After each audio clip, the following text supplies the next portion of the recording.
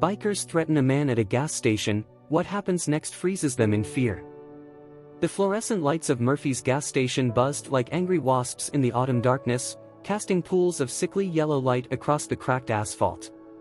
Sam Baller stood at pump number 4, watching the numbers tick upward as the smell of gasoline permeated the cool evening air. His weathered pickup truck, a testament to simple living, waited patiently beside him. The rumble came first, a distant thunder that grew into the unmistakable roar of modified Harley-Davidsons. The sound echoed off the station's metal awning, a harbinger of trouble that made the few other customers scatter to their vehicles. The night clerk, young Tommy Martinez, disappeared behind his counter, leaving only his wide eyes visible through the smudged window. The asphalt hounds arrived like a dark tide, chrome glinting and leather creaking as they surrounded the pumps. Their leader, a mountain of a man known only as Bear, killed his engine first. The others followed suit, creating a sudden silence that felt more threatening than the noise.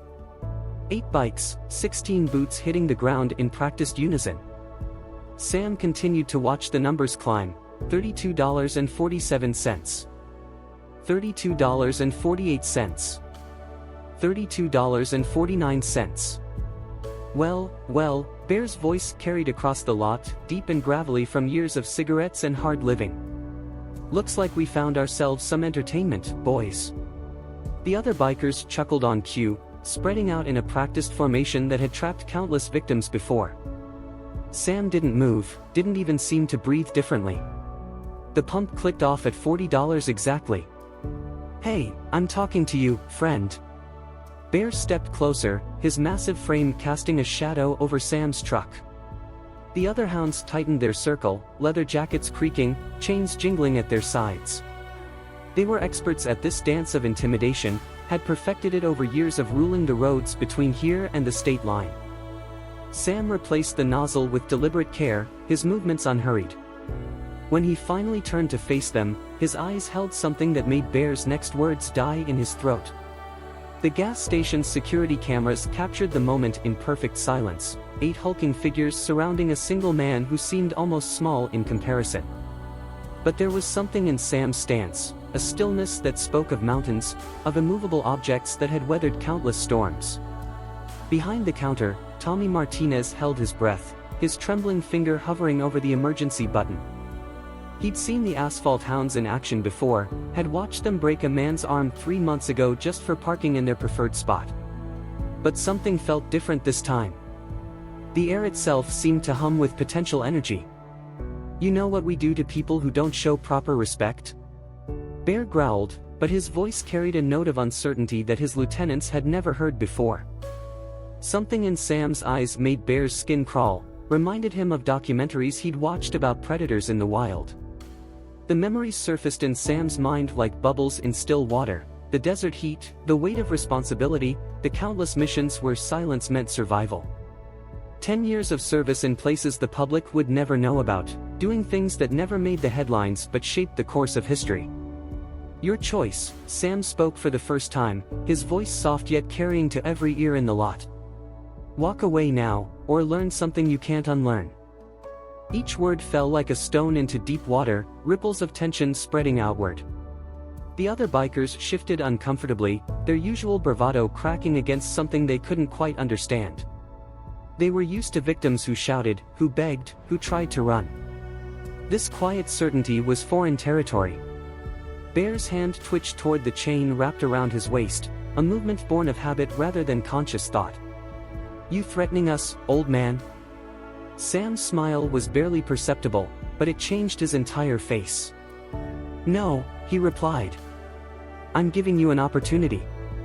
Word spread through Pine Ridge like wildfire over the next few days.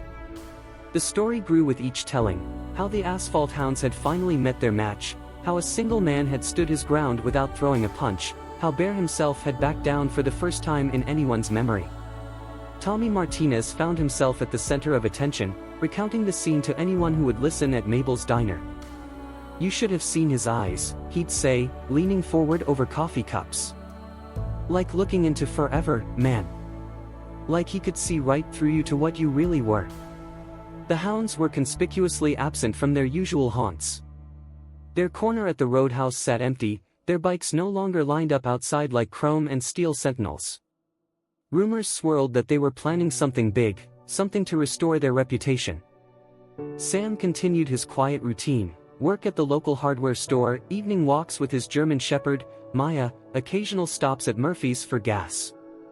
But people noticed him now, saw past the unassuming exterior to glimpse something else, something that spoke of distant battlefields and hard-won wisdom.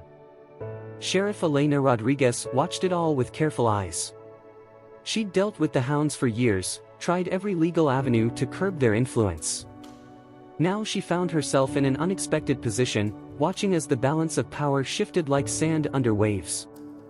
"They won't let it go," she told Sam one morning, having stopped by the hardware store. "Men like that, their pride won't let them." Sam continued stacking bags of fertilizer, his movements efficient and purposeful. "Pride's a choice," he replied. "So is change." Elena studied him, noting the precision in his movements, the awareness that never seemed to leave his eyes. "You're not just a veteran, are you?" His smile was gentle but carried weight. "We're all veterans of something, Sheriff. The question is what we do with the lessons we've learned." The asphalt hounds gathered at their compound outside town, the mood as dark as the thunderheads building on the horizon. Bear paced the length of their makeshift clubhouse, his boots wearing a path in the dirt floor. "One man," he spat. "We let one man make us look weak." The others shifted uncomfortably, their usual bravado dampened by the memory of those unnaturally calm eyes. Snake, Bear's second-in-command, leaned forward in his chair. "I did some digging," he said, his voice carrying the rasp of too many cigarettes. "Guy's name is Samuel Baller. Military records are mostly classified, but there are whispers. Special ops, black ops, the kind of stuff that doesn't make it into official reports." The information settled over the room like a heavy blanket. They'd built their reputation on being the scariest thing between here and the state line, but now they faced something beyond their experience, a man who had walked through real darkness and emerged unbroken. In town, the atmosphere crackled with anticipation. People watched the hounds' compound from a distance, noting the increased activity, the coming and going of unfamiliar bikes.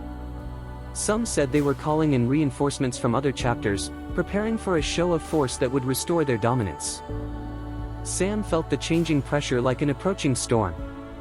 He spent extra time at the shooting range on the outskirts of town, his movements fluid and practiced as he ran through drills that were as natural as breathing. Maya watched from the shade, her ears perked at each precise shot. "You don't have to handle this alone," Elena said, appearing beside him as he packed up his gear. "The town's behind you now. They've seen another way is possible." Sam checked his weapon one last time before securing it. "Sometimes standing alone is exactly what's needed," he replied. "Sometimes it's the only thing bullies understand." The sheriff nodded slowly. "Just remember, alone doesn't mean unsupported." The confrontation began not with violence, but with a parade of power. 25 bikes roared through Pine Ridge's main street at high noon, a steel and chrome serpent that brought all activity to a halt. The asphalt hounds had called in their allies, determined to crush this challenge to their authority. They found Sam exactly where they expected him to be, at the hardware store, helping Mrs. Chen load mulch into her station wagon. He finished the task unhurried, brushed off his hands, and turned to face the wall of leather and attitude that had assembled in the parking lot. "Last chance," Bear announced, his voice carrying across the suddenly silent street. "Kneel and apologize, or we tear this town apart looking for you." Sam's response was to walk to the middle of the street, each step measured and deliberate. The townspeople watched from windows and doorways, hearts pounding as their defender faced down the gathered storm. "I've seen men like you before," Sam said, his quiet voice somehow reaching every ear. "In every country I've served in, there are always those who mistake cruelty for strength. Who think fear equals respect." He stopped 10 paces from the front line of bikes. "But true strength? True strength is knowing when to walk away from a fight." Bear's face darkened with rage. "You calling us cowards?" "No," Sam replied. "I'm offering you wisdom. There's no shame in choosing a better path. The tension stretched like a wire about to snap. In the distance, thunder rolled across the mountains, nature's own commentary on the scene unfolding below. A few of the visiting bikers shifted uncomfortably, something in Sam's stance triggering instincts they couldn't quite name. They'd come expecting a show of force against one man, but found themselves facing something they'd never trained for: absolute, unwavering certainty. Bear's hand moved toward his jacket, where everyone knew he kept his peace. Some paths, he growled, only end one way. The first raindrops fell like tears on the hot asphalt, raising steam that coiled around the boots of those assembled. Bear's hand had almost reached his jacket when Sam's voice cut through the tension like a razor. Second button down, left side. Colt Detective Special, Pearl Grip. The same one you used to intimidate Jack Freeman last month. Sam's words were precise, clinical. Your friend Snake favors a switchblade in his right boot. Deagle carries brass knuckles in his back pocket. Should I continue? The effect was electric. The hounds froze, suddenly aware that they'd been watched, studied, their movements mapped and memorized by eyes that missed nothing. Some of the visiting bikers began to back their machines away, sensing that they'd stumbled into something far deeper than a simple show of force. You've been planning this for weeks, Sam continued, still perfectly still. Gathering allies, stockpiling weapons at the compound. All because one man refused to bow to your bullying. A pause, heavy with meaning. Did you really think I wouldn't notice? Thunder cracked overhead, and the rain began in earnest. Bear's face worked through a complex series of emotions: rage, fear, uncertainty. His hand trembled near his jacket. There are 2 federal agents in the diner right now, Sam added softly. 3 more watching from the bank. They've been building a RICO case against your organization for months. I'm just the distraction. Panic rippled through the assembled bikers. Some were already turning their bikes around, breaking formation in their haste to escape. Bear stood frozen, his world crumbling around him. But, Sam raised his voice slightly, there's another option. One that doesn't end with federal charges and mandatory minimums. One that gives you a chance to be something better than what you are right now. In the silence that followed, broken only by the sound of rain on leather, Bear made the first real choice he'd made in years. The transformation began with a single gesture, Bear lowering his hand from his jacket, stepping off his bike, and walking forward to face Sam directly. The rain plastered his hair to his face, washing away the carefully maintained image of invincibility. What's the other option? Bear's voice was different now, stripped of its artificial growl, revealing the uncertainty beneath. Sam held his gaze steadily. The town needs protection, real protection, not intimidation. The skills you've developed, the organization you've built, it could be used for something meaningful. Something that builds instead of destroys. The concept hung in the rain-soaked air, radical in its simplicity. Around them, the remaining bikers leaned forward on their machines, straining to hear. You're talking about turning us into some kind of neighborhood watch? Snake called out, disbelief warring with curiosity in his voice. I'm talking about redemption, Sam replied. About using your strength to shield instead of strike. The sheriff's department is understaffed, the roads between towns are long and dark. There's room for men who want to make a difference. Bear's massive frame seemed to deflate slightly, decades of posturing falling away like a heavy cloak. Why would anyone trust us after everything we've done? Because trust, like respect, can be earned. Sam's voice carried the weight of experience. It's harder than fear, takes longer to build, but it lasts. And it starts with a choice. The rain began to ease, and with it, the tension in the air. One by one, the visiting bikers started their engines and departed, leaving behind a core group of local hounds who seemed rooted to the spot, caught between their past and a possible future they'd never considered. Tommy Martinez emerged from the hardware store, carrying towels. He approached the group cautiously but with determination, offering the first small gesture of faith. Bear took a towel, his hands surprisingly gentle. Where do we start? The following weeks brought changes that rippled through Pine Ridge like waves in a pond. The asphalt hounds, under Bear's thoughtful leadership, began their transformation from intimidators to protectors. It started small, helping Mrs. Chen unload deliveries at her store, escorting elderly residents to their cars after dark, patrolling the outlying roads where police presence was thin. Sam watched it all from a careful distance, offering guidance when needed but allowing the men to find their own path to redemption. He understood better than most that true change had to come from within. The town's reaction evolved from skepticism to cautious acceptance. When Snake used his mechanical skills to fix the high school's bus fleet free of charge, something shifted in the community's perception. When Deagle organized a group of bikers to search for a lost child in the state park, bringing her home safe after 15 hours, barriers began to crumble. "Never thought I'd see the day," Elena mused, sharing coffee with Sam at Mabel's diner. "Bear helped break up a bar fight last night, from the right side of the law." Sam nodded, watching through the window as three hounds helped an elderly couple change a flat tire. People can surprise you when you give them the chance to be better than their past. The diner had become neutral ground, a place where leather-clad bikers and townspeople gradually learned to share space, to exchange nods that grew into greetings, then into conversations. The fear that had gripped Pine Ridge for so long began to dissolve, replaced by something stronger: community. "You knew this would happen," Elena said, studying Sam's face. "From that first night at the gas station, you saw potential where everyone else saw threat." Sam's smile held a hint of old shadows. "Sometimes the most dangerous people are the ones most in need of purpose. I learned that lesson the hard way." The aftermath of the storm brought its own challenges. Some of the Hound's old associates from neighboring chapters arrived, drawn by rumors of weakness, expecting to find an opportunity to seize territory. Instead, they found something unprecedented: a town united, standing behind the transformed Asphalt Hounds.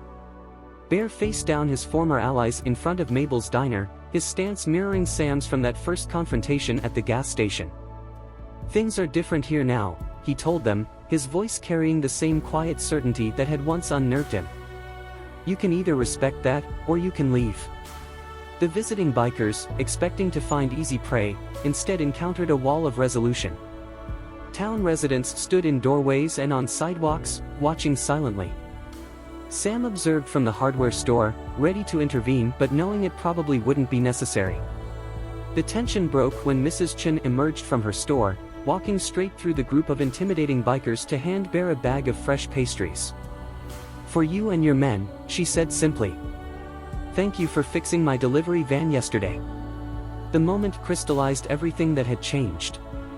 The visiting bikers, faced with this display of genuine respect freely given, found their power dissipating like morning mist. One by one, they mounted their bikes and left, carrying with them a story that would spread through their circles, of a town where the old ways no longer held sway. "That was different," Snake commented afterward, watching the dust settle on the road. Bear nodded, still holding Mrs. Chen's bag of pastries. "Yeah," he agreed. "Different is good." Winter came to Pine Ridge, bringing with it a peace that felt both strange and natural. The Asphalt Hounds, once harbingers of trouble, had become guardians of the community. Their compound, once a place of shadowy dealings, transformed into a legitimate clubhouse where town meetings were sometimes held. The change manifested in countless small ways: Bear teaching motorcycle safety at the high school, Snake organizing a Christmas toy drive, Deagle using his network of contacts to help local businesses source hard-to-find supplies. The leather jackets remained, but they'd become symbols of protection rather than intimidation. Sam watched it all unfold with quiet satisfaction, seeing in these men the same potential for redemption he'd discovered in himself years ago. The hardware store became a gathering place where former outlaws learned about home repair alongside longtime residents, barriers dissolving in the face of shared purpose. "You never did tell us," Bear said one evening, as they worked together on plans for a spring festival. "How did you know we could change?" Sam paused, considering his words carefully. "Because someone once saw the same potential in me," he replied. "After my last tour, I was lost. Angry. Dangerous. Then I met a man who showed me that protecting others was better than fighting them." The revelation settled over the room like gentle snow. Bear nodded slowly, understanding the weight of what was being shared. Your quiet strength, he said. That's where it came from. Strength comes in many forms, Sam answered. The strongest choice is often the hardest one, choosing to change when everything in you wants to stay the same. Through the window, they could see Pine Ridge spread out before them, its streets peaceful under the winter stars. The town had become something new, not just a place where people lived, but a community where they thrived together. We're not finished changing, are we? Bear asked softly. Sam smiled. We never are. That's the beauty of it. Spring arrived with a symbolism that wasn't lost on anyone. The asphalt hounds, working alongside town volunteers, broke ground on a community garden in what had once been an abandoned lot behind the gas station. The same place where, months ago, a confrontation had sparked a transformation. Tommy Martinez, now managing the gas station, watched through his window as Bear carefully planted tomato seedlings, his massive hands surprisingly gentle with the fragile plants. The scene would have been unimaginable a year ago, yet now it felt perfectly natural. Every seed planted is a promise to the future, Sam observed, helping to install an irrigation system. A belief that something good can grow from small beginnings. The garden became a metaphor for the town's journey, former enemies working side by side, nurturing new growth, building something sustainable together. Children who had once hidden from the bikers now ran to greet them, asking questions about motorcycles and plants with equal enthusiasm. Elena stopped by regularly, no longer as a watchful sheriff but as a friend and fellow gardener. You know, she told Sam one afternoon, other towns are starting to take notice. 3 different sheriffs have called me, asking how we did it. Sam looked up from where he was demonstrating proper mulching technique to a group that included both longtime residents and reformed hounds. We didn't do anything, he replied. We just created the conditions for change and let people choose their own path. Bear, overhearing, straightened up from his tomato plants. That's not entirely true, he said. You showed us another way was possible. Sometimes that's all people need, someone to believe in them before they can believe in themselves. The garden continued to grow, each plant a testament to patience, care, and the possibility of transformation. Just as importantly, it became a gathering place where the lines between past and present, between us and them, blurred and finally disappeared. 1 year after the confrontation at Murphy's gas station, Pine Ridge celebrated its first Community Unity Festival. The main street was transformed into a celebration of everything the town had become, food stalls run by local families, music playing from speakers mounted on carefully polished motorcycles, children getting their faces painted with temporary tattoos that mimicked their favorite hounds' real ones. The asphalt hounds had become something entirely new, a brotherhood dedicated to protection and service rather than intimidation. Their leather jackets now bore a new patch, a shield surrounding a sprouting seed, symbolizing their commitment to growth and protection. If you'd told me a year ago this would be happening, Bear mused, watching as Snake gave motorcycle rides to excited children, their parents looking on without fear, I would have said you were crazy. Sam stood beside him, both men watching the festival unfold. Sometimes the craziest possibility is the one that needs to happen, he replied. Look what you've built here. The evidence was all around them. The community garden had yielded its first harvest, its bounty shared among all residents. The hounds' mechanical skills had been transformed into a legitimate business, providing fair prices and honest service to the region.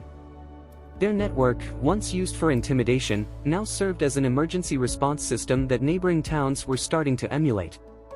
We're thinking of starting a mentorship program, Bear said quietly. Finding kids who might be heading down the wrong path, showing them there's another way. He paused, looking at Sam. Would you help us set it up? Sam smiled, recognizing in Bear's words the completion of a circle. I'd be honored, he replied. That's how real change spreads, one person showing another that transformation is possible. Above them, the autumn sky was perfectly clear, no trace remaining of the storms that had once threatened to tear the town apart. In their place was something stronger, a community bound together by choice rather than fear. On a quiet evening 5 years later, Sam stood at pump number 4 at Murphy's gas station, watching a new generation of asphalt hounds escort a group of senior citizens home from their weekly bingo night. The riders' leather jackets gleamed in the setting sun, each bearing the shield and seedling patch that had become a symbol of protection throughout the region. Tommy Martinez, now the owner of the station, came out to join him. "Hard to believe it all started right here," he said, gesturing to the spot where everything had changed. "You know, people still tell the story about the night the asphalt hounds met someone they couldn't intimidate." Sam smiled, remembering. "They tell it wrong," he said softly. "It wasn't about intimidation. It was about seeing the possibility of change when everyone else saw only threat." The town had flourished in ways no one could have predicted. The Hounds mentorship program had grown into a regional success, helping troubled youth find purpose through community service and mechanical training. Bear, now a respected community leader, taught conflict resolution at the local college, his past giving weight to his lessons about choosing a better path. "You ever regret stepping forward that night?" Tommy asked, curious. Sam watched as Maya's granddaughter, still spry despite her years, played with the children of former hounds in the community garden that had once been an empty lot. "The only regrets in life," he answered, "are the moments when we see the possibility for change and choose to walk away instead." The sun set over Pine Ridge, painting the sky in colors of promise. In driveways and garages across town, motorcycles gleamed beside family cars, no longer symbols of fear but of unity. The legacy of that night at the gas station lived on, not in tales of confrontation, but in the daily choices of people who had learned that true strength lies in the courage to change. Sam smiled, started his truck, and drove home through the peaceful streets of a town that had learned to see beyond appearances to the potential that lies within everyone. The real test came unexpectedly, 6 weeks after the confrontation in the rain.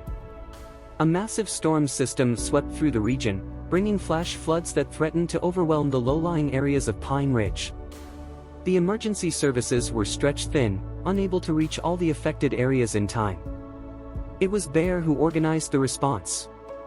The Asphalt Hounds, with their powerful bikes and intimate knowledge of every back road and trail, became an impromptu rescue force. They worked through the night, evacuating stranded residents, reinforcing flood barriers, creating supply chains to isolated neighborhoods. Sam found himself working alongside them, his military experience proving invaluable in coordinating efforts.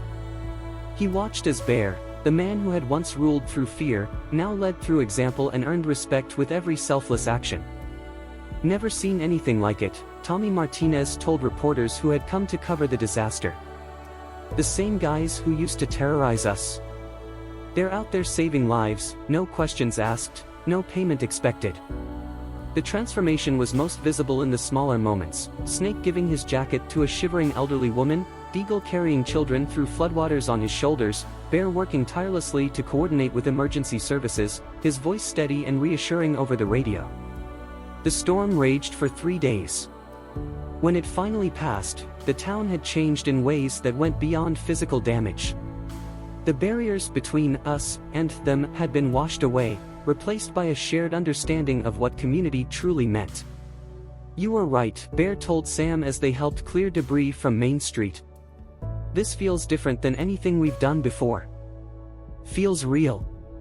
Sam nodded, understanding the depth behind those simple words. "Real power," he said quietly, "comes from protecting others, not controlling them."